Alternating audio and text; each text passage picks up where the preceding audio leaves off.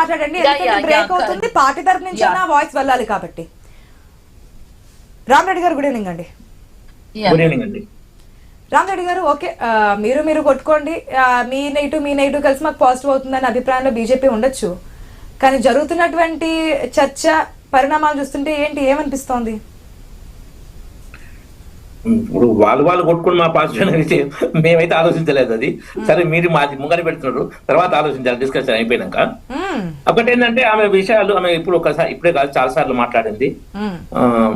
జగదీశ్వర్ రెడ్డి విషయం వచ్చింది, అప్పుడు ఇక్కడ కొంచెం రాంగ్ పదాలు కూడా వచ్చినాయి, రాకూడదు.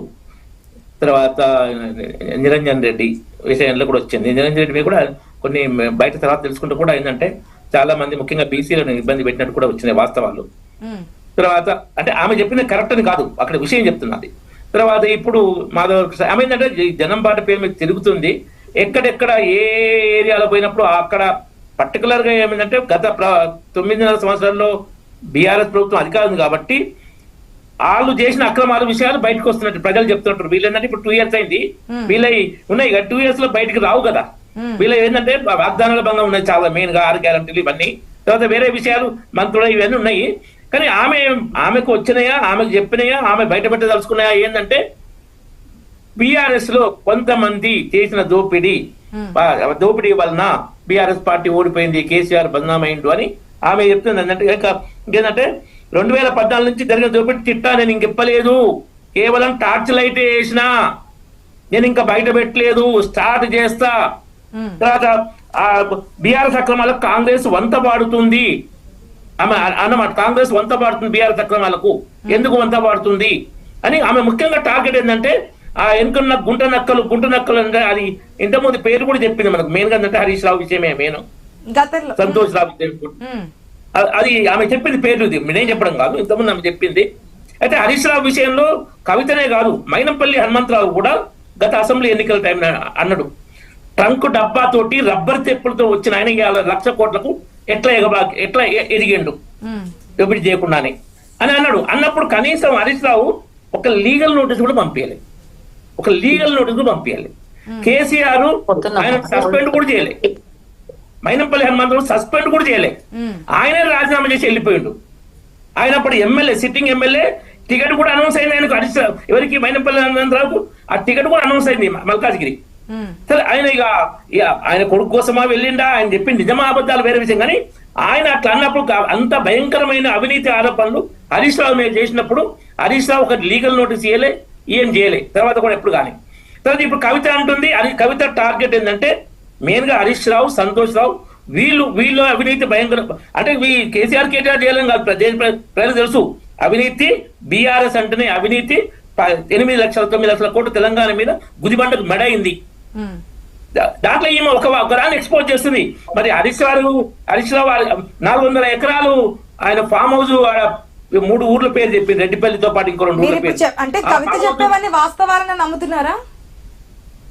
నేను వాస్తవాలకు అవస్థ చెప్పాలి, బయటకు రావాలి, దాన్ని ఖండించి మరి నాకు 400 ఎకరాలు లేదు అని హరీష్ రావు చెప్పాలి కదా. ఈమె చెప్పిన ఆరోపణలు ఖండన రావట్లేదే, మరి ఈమె లీగల్ నోటీస్ పంపించాలి కదా. ఆమె అబద్ధాలు అయితే ఎట్లాగా హరీష్ రావు నేను బదనాం చేస్తుంది కదా, తప్పు అనుకుందాం, తప్పు చేయకుండా అనుకుందాం, మరి లీగల్ నోటీస్ ఇవి రావాలి కదా, అవి వస్తలేవు కదా. రాకుండా కొంతమంది అనిపిస్తుంటే బీఆర్ఎస్ లో హరీష్ రావు వర్సెస్ కేసీఆర్ కేటీఆర్ నడుస్తుంది అని నాకు అనిపిస్తుంది. దాంట్లో కవిత బయటకు వచ్చి కవితను బయటికి పంపించి హరీష్ రావు, ఎందుకంటే వాళ్ళ దోపిడీ కాకుండా హరీష్ రావు దోపిడీ చేస్తే వాళ్ళకి షాక్ అయ్యింది, ఇంత దోపిడీ. ఇప్పుడు కవిత చేసిన స్టేట్మెంట్ అంటే కబ్జాలకు సంబంధించి, ఆక్రమణకు సంబంధించి మాట్లాడుతున్నారు కదా. తెలంగాణ స్టేట్ లో 2014 నుంచి ఇప్పటి వరకు అదే విధంగా జరుగుతుంది. గతంలో బీఆర్ఎస్ ఉన్నప్పుడు అంటే బీఆర్ఎస్ నుంచి మారిన ఇప్పుడు కాంగ్రెస్ ప్రభుత్వం వచ్చిన పెనం మించి పొయ్యిలో పడినట్లు అయిపోయింది తప్ప ప్రజలకు చేసేదేమీ లేదు, చేసిందేమీ ఉండట్లేదు. నేను సీఎం అయ్యాక చేస్తానంటారు. అంటే సీఎం కావడానికి చేసుకున్నటువంటి లైన్ క్లియరెన్స్ అనే డౌట్ కూడా వస్తుంది కదా. ఆమె సీఎం అవుతుందని ఎవరైతే రాజకీయ పరిజ్ఞానం అనుకోరు. ఆమె హాస్పిటల్ తప్పలేదు, ప్రయత్నం చేయదు కావచ్చు, కాకపోతే వేరే పరిస్థితుల్లో ప్రజల చేతుల్లో ఉంటుంది కదా, పార్టీ నాయకుల చేతుల్లో. అదే అంటున్నా, ప్రజల చేతుల్లో ఉంటుంది, కావచ్చు కాకపోవచ్చు ఆ ఆప్షన్ కూడా పెడుతున్నా. కానీ ఇప్పటి పరిస్థితుల్లో ఆమె ఒక రాజకీయ పార్టీ పెట్టలేదు, ఆమె సీఎం ఆమె చెప్పట్లేదు, ఎప్పటికైనా అంటున్నారు. అదే ఎప్పటి విషయమైనా ఇప్పుడున్న పరిస్థితులు అయితే భవిష్యత్తులో ఆమె సీఎం కలపట్లేదు, కావచ్చు కాకపోవచ్చు అది వేరే అంశం. అది సీఎం అంశం వేరు, కానీ వీళ్ళ మధ్య నడుస్తున్నా ఆమె ఏంటంటే అయినక బయట పెడతా, ఇంకోటి నేను టార్చ్ చేసినా నేను ఇంకా మొదలు పెట్టలే అంటుంది. కానీ తెలంగాణ ప్రజలు కూడా బాగా ఎదురు చూస్తున్నారు.